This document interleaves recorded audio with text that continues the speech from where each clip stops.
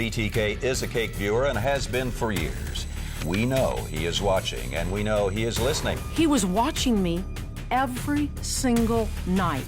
He was watching all of us, but of course, he liked women.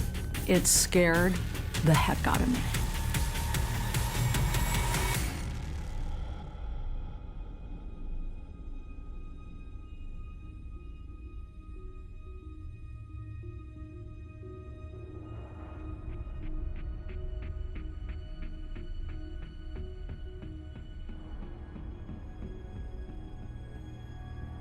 KAKE-TV was his station, and KAKE-TV got those communications on the air.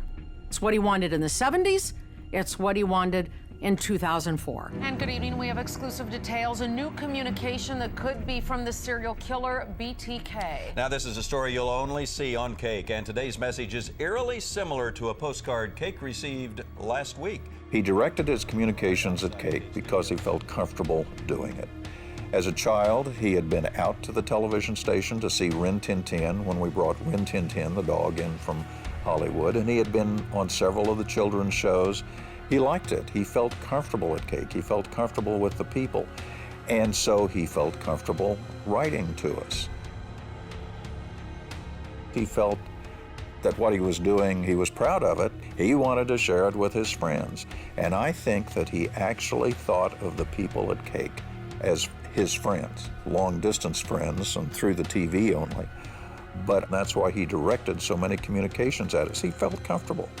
And for those of us in the business, that was a scary time. BTK is a KAKE viewer and has been for years. He has communicated with us since the 70s, and it continues today. We know he is watching, and we know he is listening. And to him we say, the message has been received and passed on. We knew we had a pivotal role in getting this guy caught.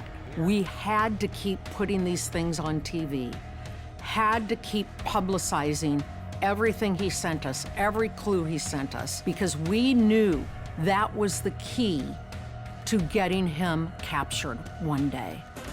It appears BTK is communicating again. KAKE-TV receiving another mysterious message today. Once he reemerged, I remember thinking, oh no, I don't want to go through this again. I don't want to be covering BTK stories. So the last thing I want to cover is another BTK story. But we had to because they were important to our community and because we were a small television station in the Midwest. And you know, it's all hands on deck. You have to cover the immediate story. So here he is, but nobody's happy about it. He was watching me every single night. He was watching all of us, but of course, he liked women. I had no idea when he was watching me every single night what he was thinking, what he may have been planning, what he may have been doing while he was watching me. I had no idea. It scared the heck out of me.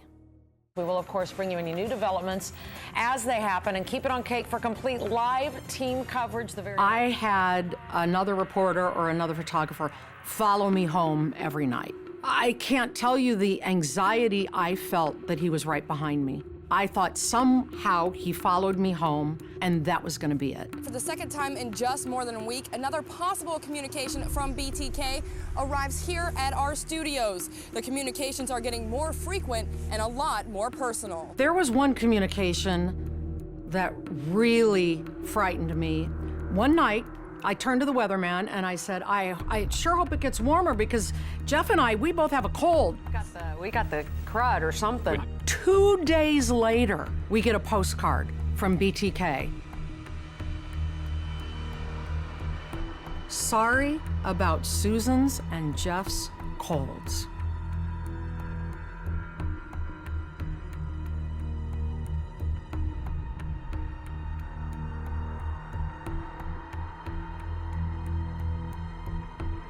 The BTK murder mystery may be nearing an end. That's right. Wichita police and city leaders confirming today that a person of interest taken in for questioning yesterday is in fact BTK.